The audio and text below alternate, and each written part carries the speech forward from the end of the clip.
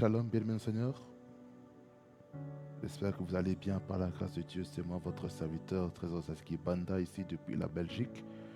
Et je suis convaincu que le Seigneur va nous faire beaucoup du bien. Et c'est pour cela, bien-aimé Seigneur, nous allons remettre ce temps entre les mains du Seigneur. Parce que nous savons que le Seigneur a la capacité de nous faire beaucoup du bien. Amen. Prions le Seigneur pour ce moment. Dieu de grâce et de miséricorde, je te remercie, je te loue, Seigneur, pour ta souveraineté et ta majesté. Toi, le guide parfait, toi qui ne changes pas. En ce moment, je te remets ce temps de la parole, afin que cette parole soit bénie et que cette parole amène la vie. Au nom de Jésus, afin qu'on soit des véritables disciples. Au nom de Jésus. Louange, honneur et majesté te reviennent. Au nom de Jésus. Et oins ton serviteur pour la proclamation de ta parole. Au nom de Jésus. Amen. Bien maintenant, dans le Seigneur, j'intitule le thème de ce moment, c'est la consécration du disciple. C'est ça le thème que nous allons partager maintenant. Et pour ce faire, nous allons partager la parole, excusez-moi, dans Matthieu chapitre 10, du verset 24, qui est le verset du mois, jusqu'au verset 42. Parce que je vais vous parler vraiment des choses très, très, très importantes, afin que nous puissions comprendre ce que le Seigneur attend de nous. La Bible dit ceci: le disciple n'est pas plus que le maître, ni le serviteur plus que son Seigneur. Il suffit au disciple d'être traité comme son maître et au serviteur comme son Seigneur. S'ils ont appelé le maître de la maison Belzébul, à combien plus forte raison appelleront-ils ainsi les gens de sa maison? Ne le craignez donc point, car il n'y a rien de caché qui ne doive être découvert, ni de secret qui ne doivent être connus. Ce que je vous dis dans les ténèbres, dites-le en plein jour. Et ce que je vous dis à l'oreille, prêchez-le sur les toits. Ne craignez pas ceux qui tuent le corps et qui ne peuvent tuer l'âme. Craignez plutôt celui qui peut faire périr l'âme et le corps dans la géhenne. Ne vendons pas de passereaux pour un sou. Cependant, il n'en tombe pas un à terre sans la volonté de votre Père. Et même vos cheveux sont tous comptés. Ne craignez donc pas. Vous valez plus que beaucoup de passereaux. C'est pourquoi quiconque se déclarera publiquement pour moi, je me déclarerai moi aussi pour lui devant mon Père, qui est dans les cieux. Mais quiconque me reniera devant les hommes, je le renierai aussi devant mon Père, qui est dans les cieux. Ne croyez pas que je sois venu apporter la paix sur la terre. Je ne suis pas venu apporter la paix, mais l'épée. Car je suis venu mettre la division entre l'homme et son père, entre la fille et sa mère, entre la belle-fille et sa belle-mère, et l'homme aura pour ennemi les gens de sa maison. Celui qui aime son père ou sa mère plus que moi n'est pas digne de moi. Et celui qui aime son fils ou sa fille plus que moi n'est pas digne de moi. Celui qui ne prend pas sa croix et ne me suit pas n'est pas digne de moi. Celui qui conservera sa vie la perdra, et celui qui perdra sa vie à cause de moi la retrouvera. Celui qui vous reçoit me reçoit, et celui qui me reçoit reçoit celui qui m'a envoyé. Celui qui reçoit un prophète en qualité de prophète recevra une récompense de prophète, et celui qui reçoit un juste en qualité de juste recevra une récompense de juste. Et quiconque donnera seulement un verre d'eau froide à l'un de ces petits, parce qu'il est mon disciple, Je vous le dis en vérité, il ne perdra point sa récompense. Amen. Père, sanctifie et purifie ta parole, qu'il nous fasse beaucoup de bien et qu'elle procure en nous la croissance spirituelle. Au nom de Jésus. Amen. Bien-aimé Seigneur, cette parole ici, elle est profonde. Et j'ai vraiment voulu partager cette parole afin qu'on puisse comprendre ce que le Seigneur a à nous dire. Bien-aimé Seigneur, ce que nous devons comprendre, c'est celui-ci. C'est que le Seigneur veut qu'en tant que disciple, qu'on puisse payer un prix. C'est pour ça que dans toutes ces séries, je n'ai fait que mettre de l'emphase sur le prix à payer pour le disciple-là. Je vous ai fait comprendre qu'il faut compter. Il faut d'abord s'asseoir afin d'analyser le pour et le contre du disciple-là dans votre vie. Vous voyez? Et comme par hasard, bien-aimé Seigneur, parce que dans les choses de Dieu, il n'y a pas d'hasard. Le Seigneur m'a conduit encore dans le verset du mois, Matthieu 10, 24. Mais je ne vais pas mettre le zoom sur ça. Mais moi, je vais mettre plus le zoom sur ce que Dieu veut pour nous. Bien-aimé Seigneur, je vais maintenant aller par rapport au texte. Le disciple, verset 24, on va aller du verset 24 jusqu'au verset 42. La Bible dit ceci: le disciple n'est pas plus que le maître, ni le serviteur plus que son Seigneur. Donc, j'ai déjà établi ce texte-là comme fondement en disant que le disciple n'est pas supérieur au maître, ni même le serviteur supérieur par rapport au Seigneur, parce qu'il y a un lien de subordination. Et quand il y a un lien de subordination, vous devez savoir que c'est Jésus-Christ lui-même qui prend le contrôle de tout. Alors, qu'est-ce que nous devons comprendre ici, bien-aimés Seigneur? C'est que, en tant qu'enfants de Dieu, nous avons comme responsabilité d'être ancrés sur Jésus, qui est le Maître. Jésus-Christ, il est le Maître de notre vie. Jésus-Christ, il est le Seigneur de notre vie. Ce qui signifie que nous n'avons pas de mots à dire sur notre vie. Raison pour laquelle nous devons être accentués sur Jésus-Christ, qui est l'auteur et le consommateur de notre foi.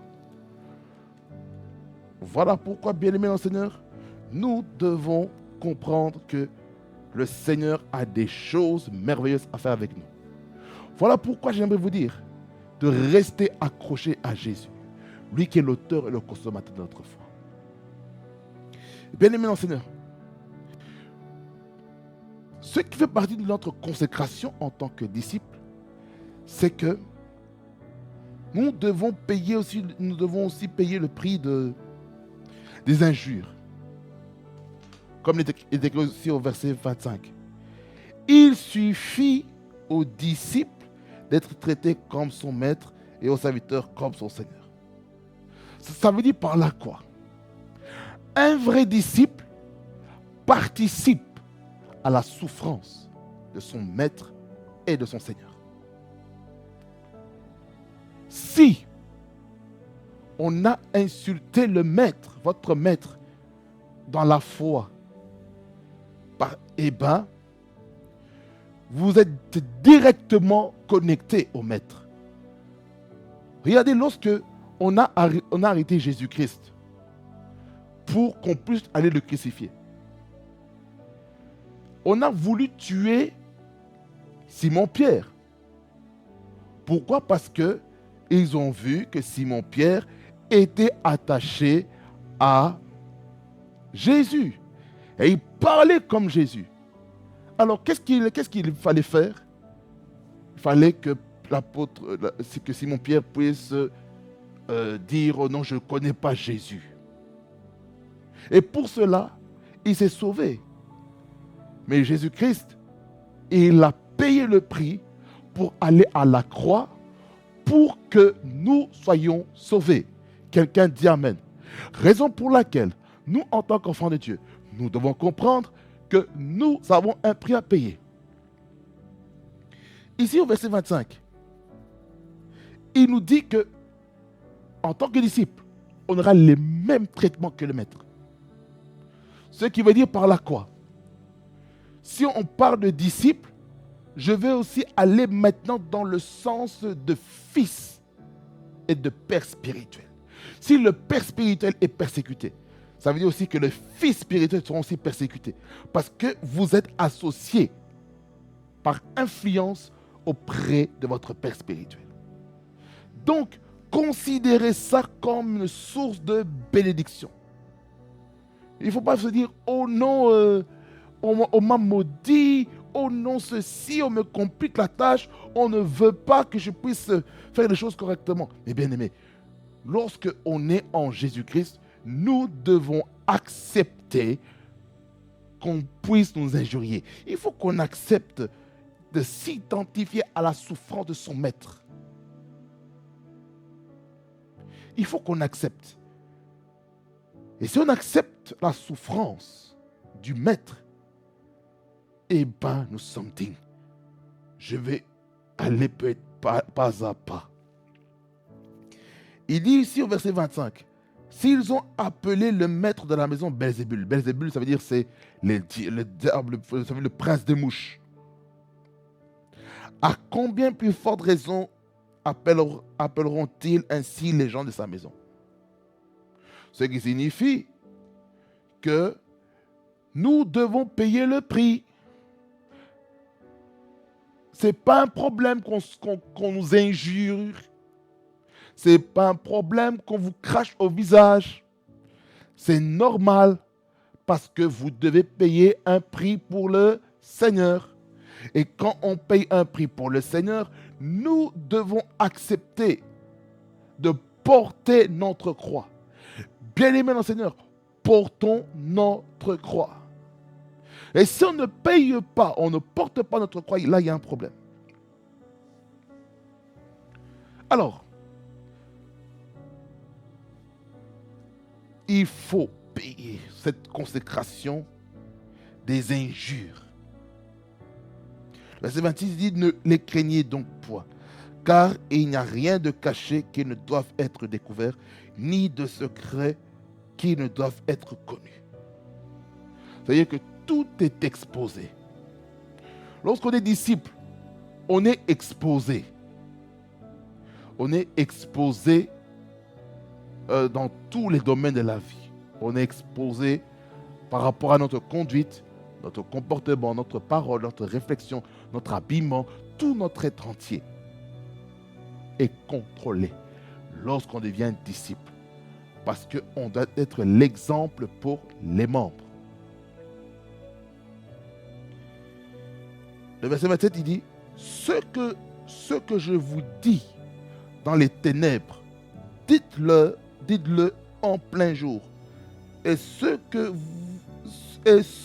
qui vous est dit à l'oreille, prêchez-le sur les toits. Qu'est-ce que ça veut dire? Ça veut dire par là quoi? La consécration que vous devez faire, c'est d'annoncer tout ce que Jésus-Christ vous a appris. Ça veut dire par là quoi maintenant, en tant que disciple, par exemple, d'une église, tout ce que votre pasteur, tout ce que votre maître, tout ce que votre père spirituel vous enseigne, vous devez le transmettre aussi aux autres. Vous devez partager ça. Ça veut dire par exemple, il ne faut pas garder les choses pour soi-même. C'est ce que ça veut dire. Ça veut dire que lorsque on parle de Jésus-Christ, il ne faut pas avoir honte. Les ténèbres, en fait, quand on dit, je vous dis dans les ténèbres, ça veut dire dans le secret. C'est-à-dire que les choses que je vous dis dans le secret, maintenant, libérez-le dans la lumière. Parce que dans les ténèbres ici, c'est le temps de la formation. Ça veut dire que personne ne voit ce qui se passe dans les ténèbres. Maintenant, Ce qui se fait en plein jour, c'est le résultat de la formation qui est faite dans le secret. Et ce qui vous est dit à l'oreille, c'est-à-dire ce que vous entendez, il faut le prêcher sur les toits. Ça veut dire partout, il faut prêcher. En toutes circonstances, nous devons prêcher. Quelqu'un dit amen. Nous devons prêcher. Si on ne prêche pas Jésus-Christ, il y a un problème. Raison pour laquelle les Écritures ils disent ceci. Par rapport à notre vie, verset 28. Ne craignez pas ceux qui tuent le corps et qui ne peuvent tuer l'âme. Craignez plutôt celui qui peut faire périr l'âme et le corps dans la géhenne. Qu'est-ce que ça veut dire par là, quoi? Même si vous devez mourir, même si on doit vous tuer parce que vous avez prêché l'évangile, ça veut dire par là quoi? Il faut accepter d'être un martyr pour le Seigneur Jésus. Ma question, est-ce que vous êtes prêt à devenir un martyr pour votre maître, votre père spirituel? Est-ce que vous êtes prêt pour ça? Beaucoup ne sont pas prêts à être des martyrs pour le Seigneur. Beaucoup ne sont pas prêts pour ça. Ah oui, beaucoup ne sont pas prêts pour ça. Ma question, est-ce que vous êtes prêts pour ça? Est-ce que vous êtes prêts à entrer dans cette mission pour devenir quelqu'un qui va accepter de payer le prix pour le Seigneur? Si vous êtes prêts à mourir, alors allez confronter les autres. Allez prêcher la parole, la bonne nouvelle, que ce soit dans les lobbies de groupes de personnes qui croient à une orientation. Soyez prêts d'être persécutés. Soyez prêts. Il faut aimer les pécheurs. Mais le péché, il faut détester. Voyez-vous? Ça veut dire par là quoi? Il ne faut pas avoir peur de prêcher l'évangile. Il ne faut pas avoir peur des temps de persécution et de troubles. Il ne faut pas avoir peur de ça. Quelqu'un dit amen. Il ne faut pas avoir peur. Il faut libérer l'évangile tel qu'elle est. C'est très important. Il ne faut pas se cacher. Il ne faut pas dire, oh non, j'ai peur de prêcher l'évangile. Mon frère, ma soeur, n'aie jamais peur de prêcher l'évangile. Il faut le libérer dans toute sa sincérité, dans toute la fidélité. Quelqu'un dit amen. Raison pour laquelle nous devons être des personnes qui payent leur prix. Et puis, verset 29 au verset 31, je ne vois pas quoi commenter. Mais à partir du verset 32, ça m'intéresse. Il dit ceci, c'est pourquoi quiconque se déclarera publiquement pour moi, je me déclarerai moi aussi pour lui devant mon Père qui est dans les cieux. Qu'est-ce que ça veut dire? Il ne faut pas avoir honte de révéler son identité chrétienne autour de soi. Il ne faut pas avoir honte de chanter des cantiques gospel. Il ne faut pas avoir honte de prêcher l'évangile. Il ne faut pas avoir honte d'avoir des positions fortes par rapport à sa foi chrétienne.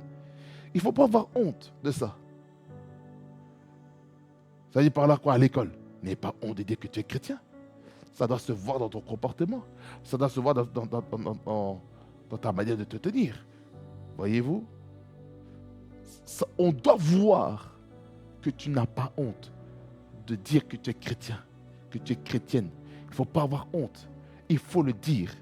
Je suis chrétien, je suis chrétienne. Ça doit se voir dans ton attitude. Là, parce que les gens aiment s'enivrer et toi, tu te dis, moi, je ne m'enivrerai pas. Comme Daniel. Daniel qui a refusé de se souiller au mets du roi. Parce que cette nourriture-là était sacrifiée aux idoles. Il n'a pas mangé ça. Mais la seule chose qu'il a demandé, c'était les fruits et les légumes. Et grâce aux fruits et aux légumes, Daniel Azaria, Michael et consorts ont commencé à avoir une ligne de démarcation par rapport à tous les astrologues et les magiciens du royaume de Babylone dirigé par le roi Nebuchadnezzar. Mais dans la version Bible du Semeur, on parle de Nebuchadnezzar. Je ne sais pas comment on le dit comme ça. Voyez-vous. Alors, il ne faut pas avoir honte d'avoir des positions par rapport à sa foi. Le verset 33, c'est le contraire. Il dit, mais quiconque me reniera devant les hommes, je le réunirai aussi devant mon Père qui est dans les cieux. Je vais prendre ces deux versets-là en contraste. D'un côté, lorsque on dit publiquement qu'on est chrétien, Jésus-Christ, il va dire aussi devant notre Père Céleste, voilà celui-là, il n'a pas eu honte de moi, il a parlé de moi. Il a proclamé la Seigneurie. Il a proclamé qu'il est serviteur de Dieu, qu'il aime le Seigneur, etc., etc. Voyez-vous, il n'a pas eu honte. Mais si maintenant tu as honte de Jésus, mais Jésus-Christ aura honte de toi, il va te régner. Si tu as régné Jésus-Christ sur la terre, mais il va te régner. Mais si maintenant tu dis que tu es vraiment chrétien, tu dois le dire.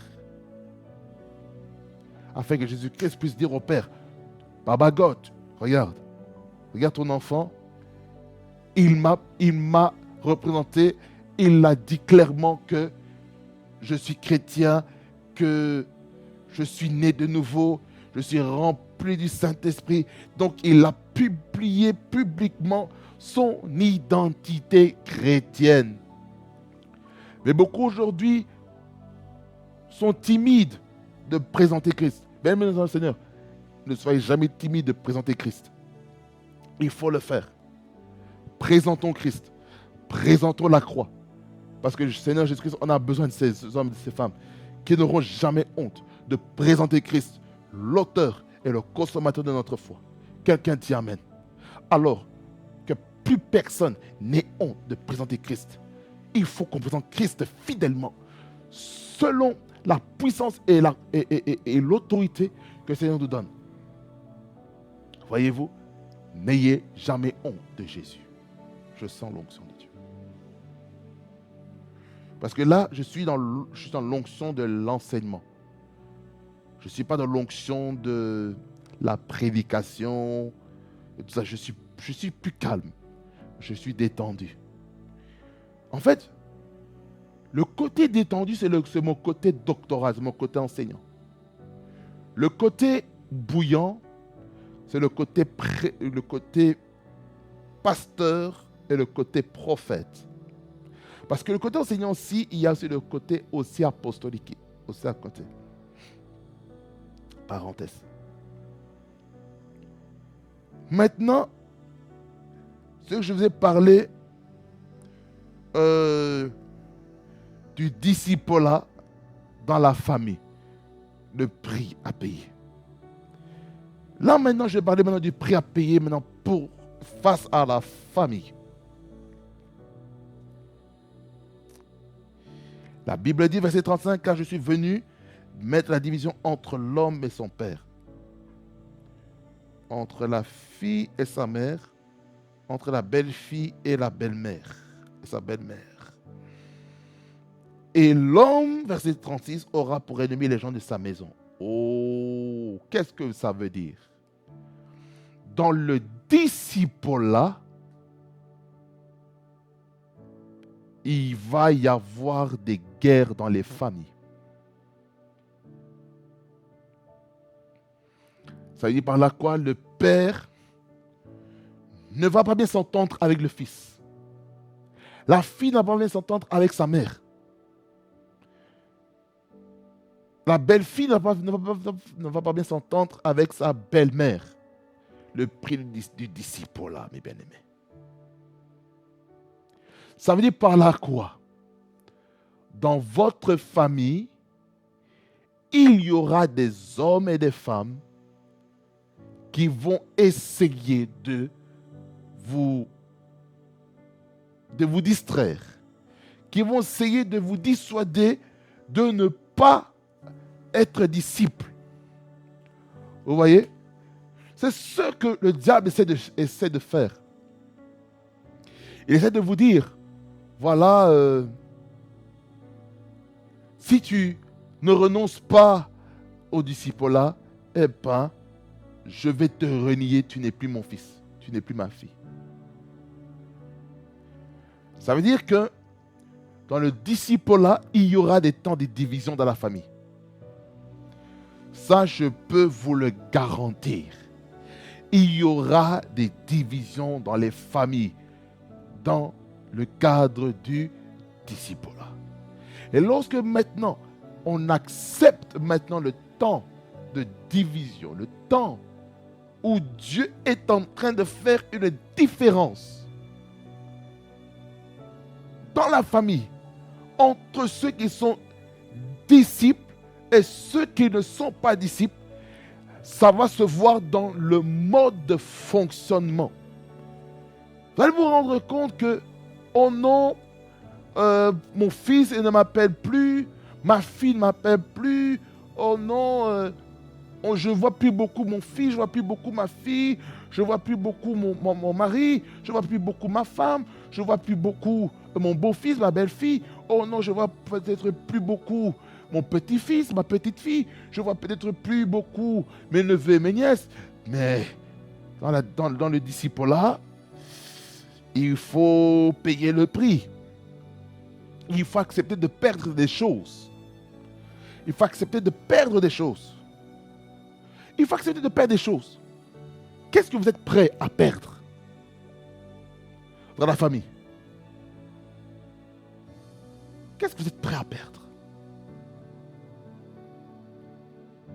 Donc, ça veut dire que lorsque quelqu'un répond au disciple-là, il y aura toujours des problèmes.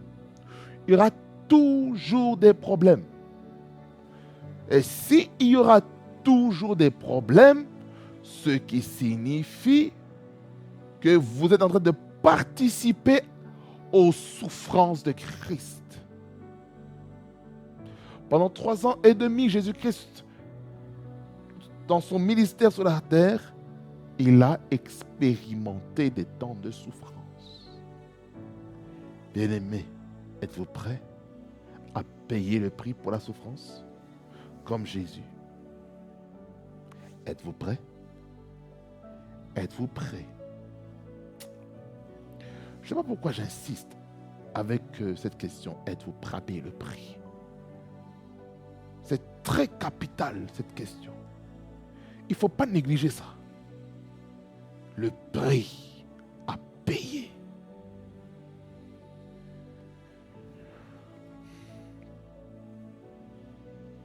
Vous allez vous rendre compte, pour vous, qu'être le seul chrétien dans votre famille et qui a accepté Jésus-Christ comme Seigneur Sauveur et qui a décidé d'être disciple, vous allez voir toutes sortes d'attaques qui viendront de gauche à droite dans votre maison, dans votre famille.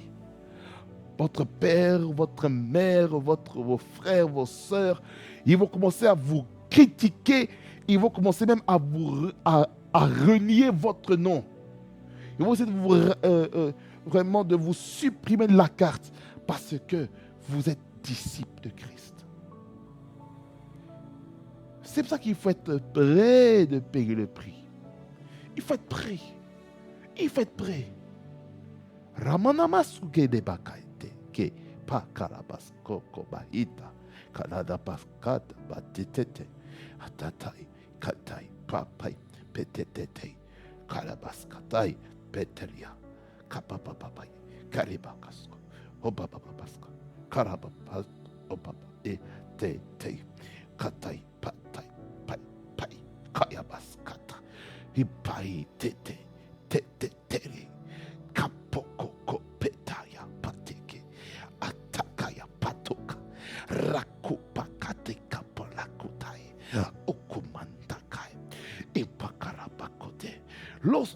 Vous allez commencer à prier le Seigneur dans votre maison. Là où il y a des non-chrétiens, il va commencer à avoir des problèmes. Vous allez vous sentir mal à l'aise parce que vous avez répondu à l'appel. Et vous avez vraiment voulu être ce disciple fidèle au Seigneur. Vous avez décidé de payer le prix pour la croix de Jésus. Mais vous sentez des luttes et des combats. C'est normal. C'est normal. Je répète encore, c'est normal. Lorsqu'on paye le prix pour le royaume de Dieu, c'est le package. C'est le package.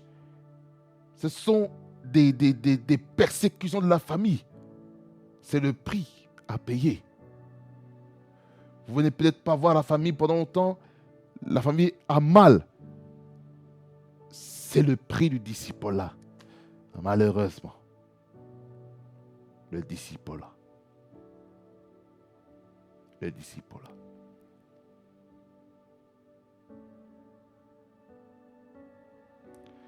Maintenant, le verset 37, il dit, celui qui aime son père ou sa mère, plus que moi n'est pas digne de moi. Ça veut dire par là quoi, chers enfants, ne faites pas de vos parents des idoles. Soit parents biologiques ou parents spirituels. Ne faites pas des parents des idoles. Beaucoup de jeunes, des jeunes et des enfants placent les parents en première position plutôt que mettre Dieu en première position.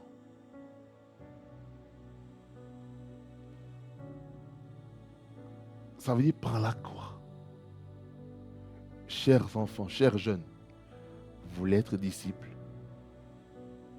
Eh bien, faites tout pour que l'amour que vous avez pour Jésus-Christ soit supérieur par rapport à l'amour que vous avez pour votre famille, pour vos parents. Il faut aimer sa famille. Il faut faire du bien.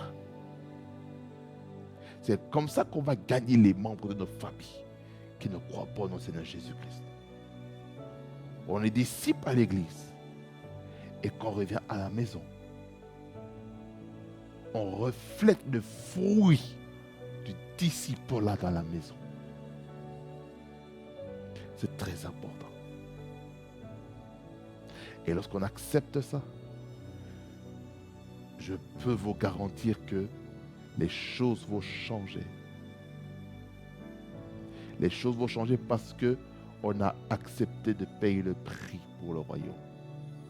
Quelqu'un dit amen.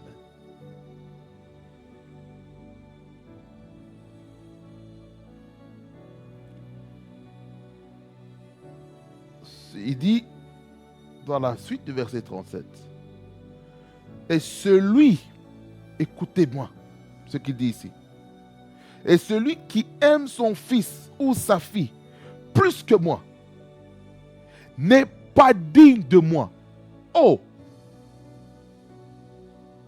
Oh, oh. Ça veut dire par là quoi, chers parents? Je sais que vous aimez vos enfants. Je me rapproche un peu. Je sais que vous aimez vos enfants. Je sais ça. Vous les avez engendrés. Vous les avez mis au monde. Vous les avez élevés. Mais maintenant, l'âge est arrivé où votre enfant doit prendre conscience maintenant de répondre à l'appel. Mais maintenant, ce qui se passe à cause de l'amour maternel, à cause de l'amour paternel, on essaye un peu d'étouffer l'œuvre de Dieu, le travail de Dieu, du disciple-là dans la vie de vos enfants. C'est pour ça que nous devons laisser les enfants. Lorsque le processus du disciple-là est en cours, voyez-vous, raison pour laquelle nous devons être des jeunes personnes qui vont être enracinées sur Jésus, l'auteur et le consommateur de notre foi. Donc ça veut dire par là quoi, chers parents? Soyons équilibrés dans l'amour qu'on a pour les enfants. Pareil pour les enfants vis-à-vis de leurs parents. Soyons équilibrés aussi dans notre amour vis-à-vis de nos parents. Aimons-les.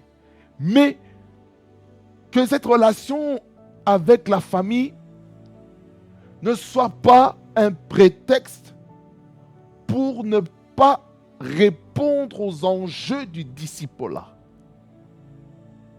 Voyez-vous, il faut répondre aux enjeux du discipulat. Il faut répondre aux enjeux du discipulat, mes bien-aimés dans le Seigneur. Si on ne répond pas aux enjeux du discipulat, là, il y a un problème. C'est pour laquelle nous devons être des hommes et des femmes qui aimons vraiment le discipulat. Et le verset 38, il dit ceci, bien-aimé dans le Seigneur.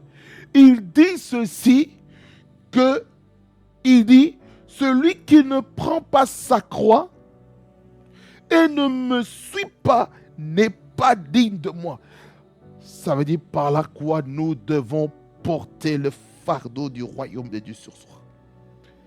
C'est-à-dire que chacun a sa croix à porter. C'est-à-dire par la croix, il ne faut pas, lorsque tu prends ta croix, tu enlèves ta main du plat et tu retournes. Non. Une fois que tu es entré en tant que disciple, j'aimerais te dire que tu es devenu un militaire dans le royaume de Dieu. Le discipulat, c'est l'armée. C'est la discipline. Tu ne fais pas ce que tu veux. Tu es discipliné.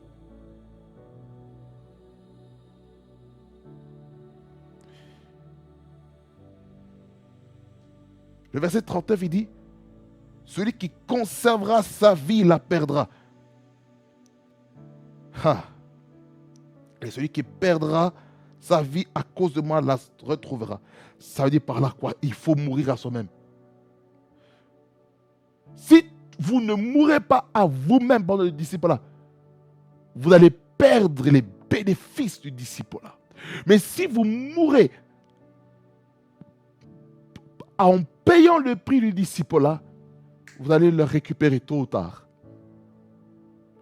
Il y a des gens qui ont perdu des travail. Il y a des gens qui ont connu des déserts économiques. Je l'ai vu en Angleterre. Je l'ai vu en Angleterre avec un frère en Christ. Il avait beaucoup d'argent, il avait un très bon travail et tout. Et puis tout à coup, le désert économique l'a pris. Au point où il n'arrivait même plus à conduire son Opel Break. Je m'en souviens plus le modèle. Au point où il devait maintenant rouler une petite voiture.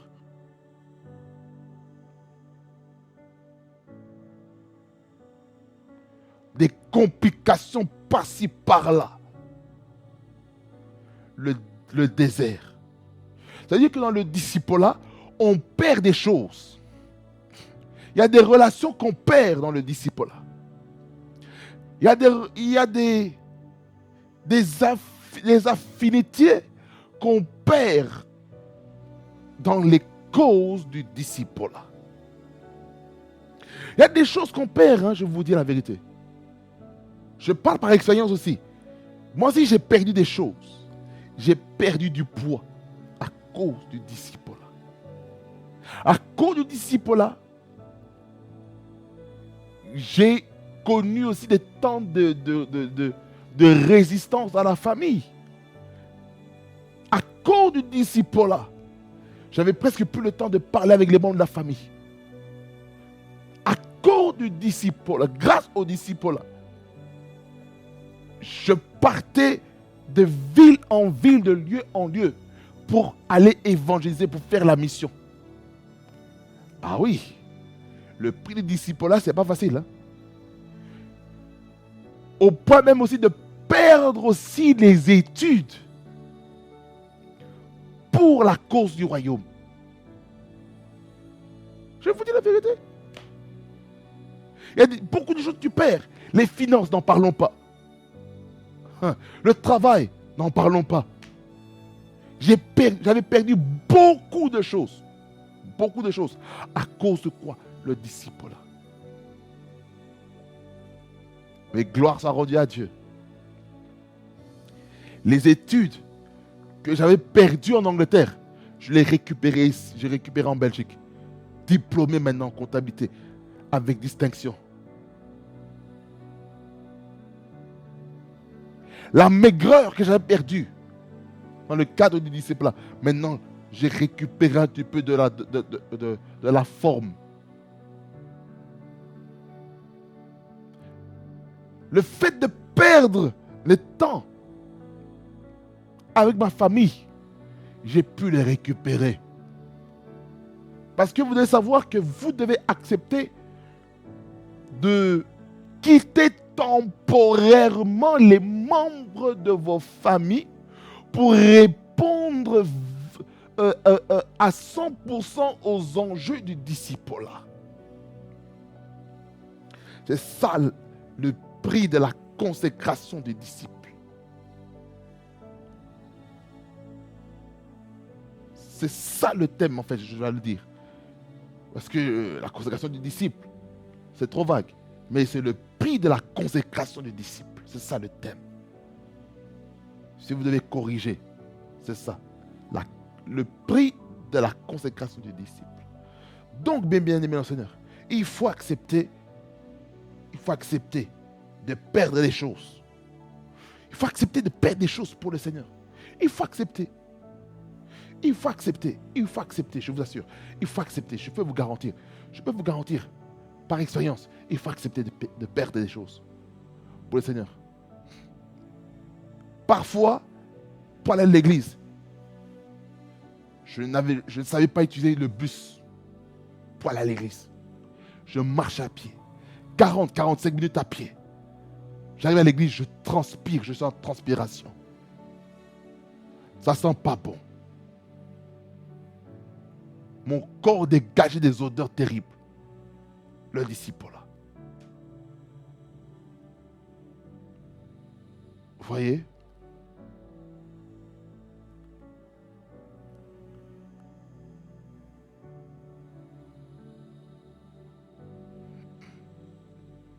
Il faut accepter de perdre des choses. Êtes-vous prêt à perdre des choses? Êtes-vous prêt à perdre votre travail pour le Seigneur Jésus? Êtes-vous prêt? Êtes-vous prêt? Êtes-vous prêt à vous engager pleinement dans la vie de l'Église pour le disciple là? C'est très fort ce genre de dire ici. C'est tellement fort que maintenant ça vous fait réfléchir sur le disciple là.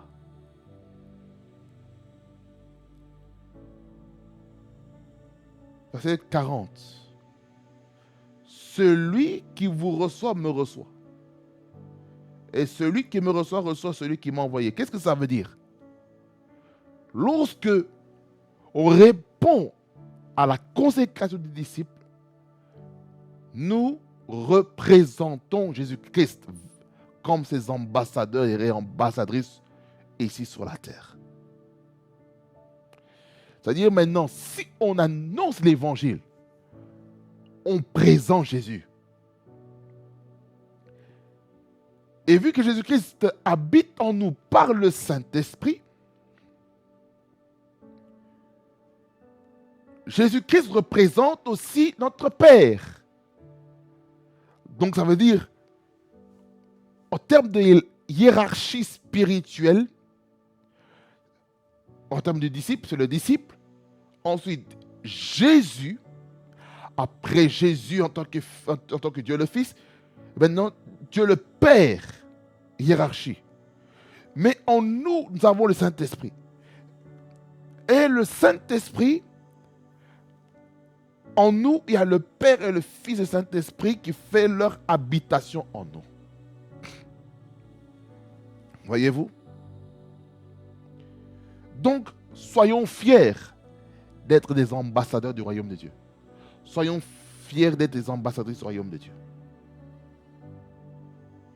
Soyons fiers de ça. Le verset 41, là maintenant c'est par rapport au ministère de la parole. Qu'est-ce qu'il dit ceci?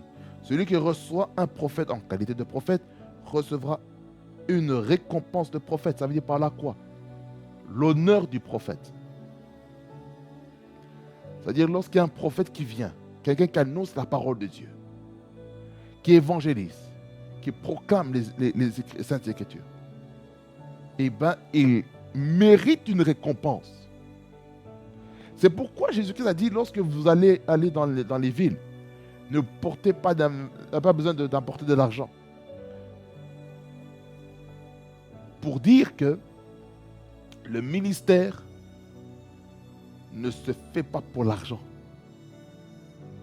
On le fait avec amour, on le fait avec dévotion. Voyez-vous? Donc c'est pourquoi il faut apprendre à honorer toutes les personnes qui travaillent dans la mission. C'est important. Et celui qui reçoit un juste en qualité de juste recevra une récompense de juste. Ça veut dire qu'on reçoit la récompense en fonction du type de personnes que nous côtoyons.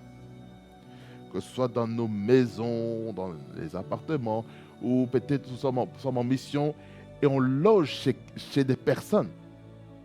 Eh bien, il y a une récompense qui va habiter dans ce lieu. Le verset 42 pour clôturer dit, et quiconque donnera seulement un verre d'eau froide à l'un de ses petits parce qu'il est mon disciple, je vous le dis en vérité, il ne perdra pas sa récompense. Ça veut dire quoi par là? Si vous faites du bien autour de vous, en tant que disciple, Dieu va vous récompenser. Alors,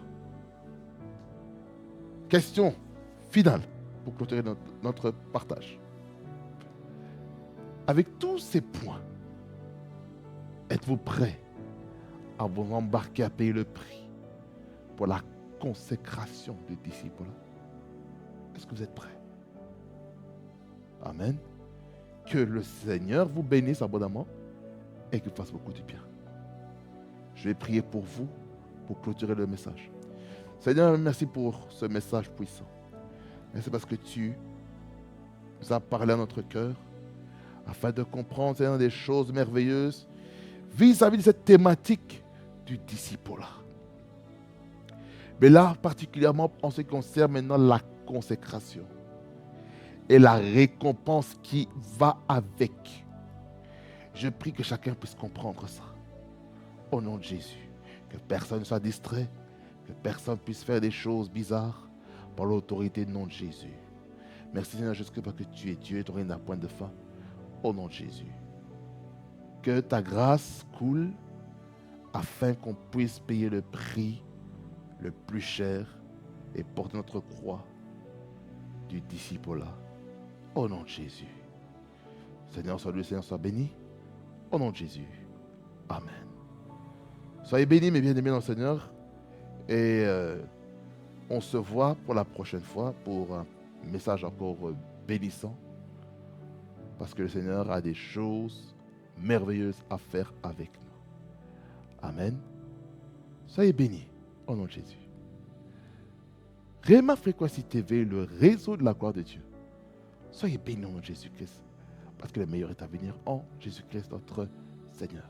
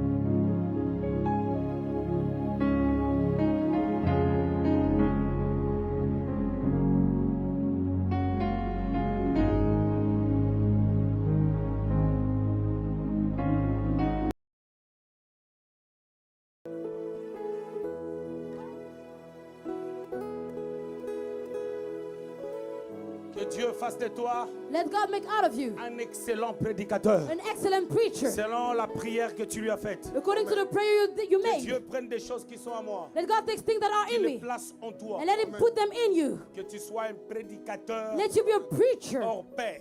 an exceptional Tu one. ailles de l'avant. Let you go Que tu forward. prospères. Let you prosper. Reçois. Receive it. La grâce sur toi. The grace upon you. La grâce. The grace. Take it. C'est le. Oh, Rosso Kayakai.